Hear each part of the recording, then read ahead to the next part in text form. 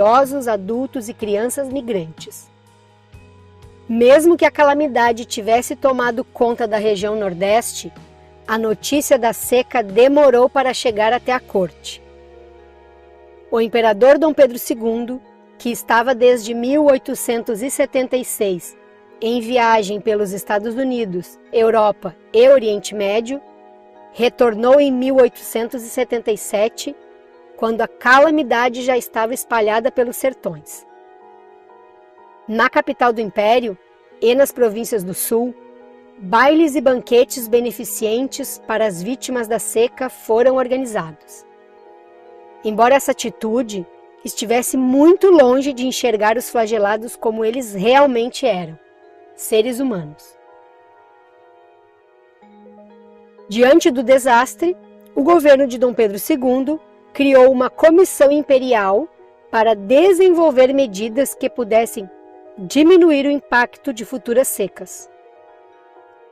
De ideias como a adaptação de camelos, construção de ferrovias e açudes e a abertura de um canal para levar água do rio São Francisco para o rio Jaguaribe, no Ceará, muito pouco saiu do papel. O certo é que carregamentos de comida foram enviados e em 1878 chegaram 360 navios com alimentos. A ideia de transposição do rio São Francisco como solução para a seca do Nordeste já existia desde a seca de 1844, mas ela foi descartada por não haver recursos técnicos para transpor a Chapada do Araripe. A ideia da obra foi retomada somente em 2007 e efetivamente concluída e inaugurada no início de 2022.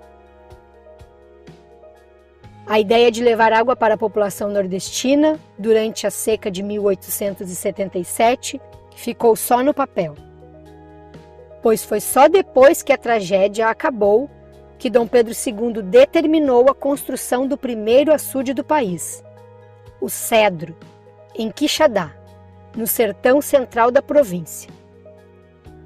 Os projetos foram feitos durante o período do Império, mas as obras só tiveram início durante a República, com o açude sendo concluído em 1906, 15 anos depois da morte de Dom Pedro II.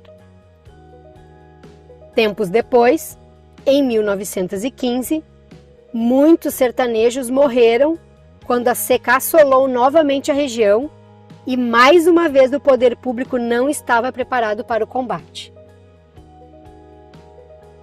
Diante do flagelo da Grande Seca, a história nos conta que durante uma reunião do Gabinete Imperial, o ministro da Fazenda afirmou: Majestade, não temos mais condições de socorrer o Ceará. Não há mais dinheiro no tesouro. O imperador então teria baixado a cabeça durante alguns instantes e depois disse com firmeza: Se não há mais dinheiro, vamos vender as joias da coroa. Não quero que um só cearense morra de fome por falta de recursos. Ao que se sabe, as tais joias jamais foram vendidas e estavam no acervo do Museu Nacional, que pegou fogo no dia 2 de setembro de 2018. Mesmo diante da tragédia, enquanto alguns morriam de fome e doenças, outros ganharam muito dinheiro. Setores que vendiam produtos de primeira necessidade e empresas de navegação, como as que transportavam os flagelados e escravizados para as regiões Norte e Sudeste, tiveram muito lucro.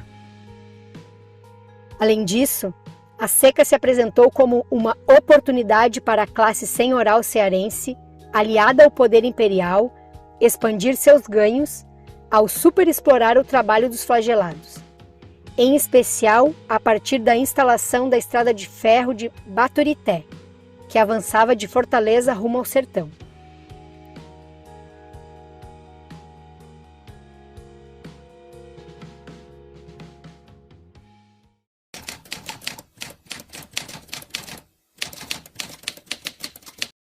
Rodolfo Teófilo, que foi